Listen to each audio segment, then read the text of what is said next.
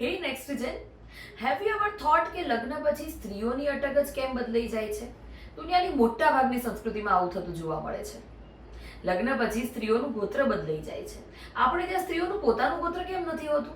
આવા ખૂબ બધા કેમના જવાબમાં ભારતીય સંસ્કૃતિનું નર્યું સાયન્સ છુપાયેલું છે. નમસ્કાર, હું છું પ્રાચી જાની મહેતા અને તમારું સ્વાગત છે ધ નેક્સ્ટ જેન શોની પહેલી સિરીઝ ડીકોડિંગ ડીએનએ ના ત્રીજા એપિસોડમાં. આજના આપણા એપિસોડમાં આપણે વાત કરીશું ડીએનએ ના લેયર્સની. શું છે ડીએનએ, ક્રોમોસોમ શું છે અને આ ક્રોમોસોમની સિસ્ટમનો આપણા ગોત્ર સાથે શું સંબંધ છે? મૂળે ડીએનએ એ આપણી આનુવંશિક ઓળખ છે અને દરેક ડીએનએમાં 23 જોડી ક્રોમોસોમ હોય છે. આ ક્રોમોસોમ પાસે ડીએનએની મેમરી સ્ટોર કરવાની ક્ષમતા હોય છે. હવે મજાની વાત એવી છે કે આ 23 જોડી ક્રોમોસોમમાંથી 22 જોડી ક્રોમોસોમ એક સરખા હોય છે, પણ જે 23મી જોડ છે ક્રોમોસોમની એ સ્ત્રી પુરુષ વચ્ચેનો ભેદ દર્શાવે છે.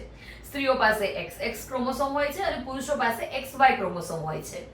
ઓકે, આ તો થઈ પ્યોર સાયન્સની વાત, પણ આનું ગોત્ર સાથે શું કનેક્શન છે? તમને એમ થતું હશે કે ક્યાં પ્રાચી આપણી સંસ્કૃતિ અને સભ્યતાની વાત કરતી હતી અને ક્યાં સાયન્સની દિશામાં ફંટાઈ ગઈ. મૂળે ડીએનએની રચના ખૂબ જ રસપ્રદ છે. આપણા ડીએનએમાં જે ક્રોમોસોમ છે એ ખૂબ જ સ્ટ્રોંગ હોય છે. આ ક્રોમોસોમ પાસે આપણો દેખાવ, આપણો સ્વભાવ, આપણા લક્ષણો, આપણા રંગ, રૂપ, ગુણ વગેરેને સ્ટોર કરવાની ક્ષમતા છે. બેઝિકલી ક્રોમોસોમ એ આપણા જેનેટિક કોડ્સને, આપણા સર્વાઇવલ ઇન્સ્ટિંક્ટ્સને સ્ટોર કરે છે. હવે આ જે ક્રોમોસોમ છે તેમાં એક્સ ક્રોમોસોમની એક ખાસ વાત છે, તે સેલ્ફ કરેક્ટિંગ છે. એક્સ ક્રોમોસોમ પોતાની જાતે જ જૂની પેટર્નોને રિપ્લેસ કરી દે છે અને પોતાની મેળે જ અપડેટ થયા કરે છે. હવે આ વાય ક્રોમોસોમનું કામકાજ થોડુંક અલગ છે. બેઝિકલી પુરુષો તરફથી પ્રાપ્ત થાય છે એટલે સીધી રેખામાં જ આગળ વધે છે. વાય ક્રોમોસોમ મૂળે યથાવત રહે છે. હવે સમજીએ કે ગોત્ર પિતા તરફથી જ કેમ મળે છે. ગોત્રને આપણે વાય ક્રોમોસોમ સાથે સાંકળીએ છીએ. સાયન્સની દ્રષ્ટિએ સમજીએ તો વાય ક્રોમોસોમ જ અનચેન્જ્ડ કોડિંગને એકથી બીજી પેઢી સુધી લઈ જાય છે. આ સાયન્સને સનાતન ધર્મના ઋષિમુનિઓ સદીઓ પૂર્વે જાણતા હતા અને એટલે જ એમણે ગોત્ર પ્રથા અસ્તિત્વમાં મૂકી. ગોત્ર એ આપણી મેલ લિનિયેજમાં સચવાયેલી આનુવંશિક ઓળખને સિમ્બલાઇઝ કરે છે. XX ક્રોમોસોમ એ નવી આઈડેન્ટિટીને સરળતાથી અપનાવી લે છે અને એ જ કારણે સ્ત્રીઓ તરફથી ગોત્ર એકથી બીજી પેઢીમાં ટ્રાન્સફર થતું નથી. દર્શક મિત્રો, આ છે ક્રોમોસોમની કહાણી. એક તરફ સાયન્સ છે અને એક તરફ સ્પિરિચ્યુઆલિટી. આપણા ઋષિમુનિઓએ જે આ ગોત્ર પરંપરા બનાવી છે તે માત્ર કોઈ ધાર્મિક વિધિ વિધાન નથી, પરંતુ આ એક સાયન્ટિફિક લિનિયેજ ટ્રેકિંગ સિસ્ટમ છે.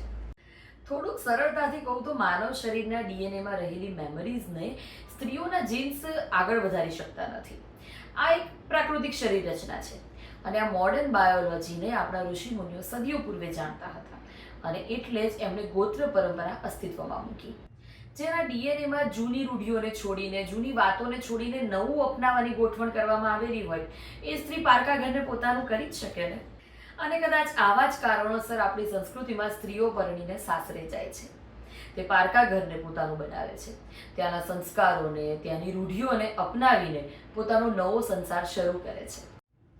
પણ હજુ એક સવાલ છે કે આપણે એક ગોત્રમાં લગ્ન કેમ ના કરવા જોઈએ? બસ, તો એના જવાબ સાથે આપણે આવતા એપિસોડમાં ફરી મળીશું. ત્યાં સુધી અમારી ચેનલને લાઈક કરો, શેર કરો અને સબસ્ક્રાઇબ કરો અને મને રજા આપો. નમસ્કાર.